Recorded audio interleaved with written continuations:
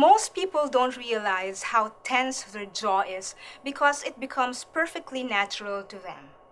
Now, before singing, be sure to stretch out your face and exercise your jaw muscles like this.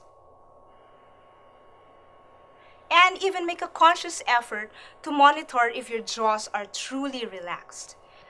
If your jaw is tense, you may not receive your best tone, and you may even have trouble hitting high pitches and difficult tones.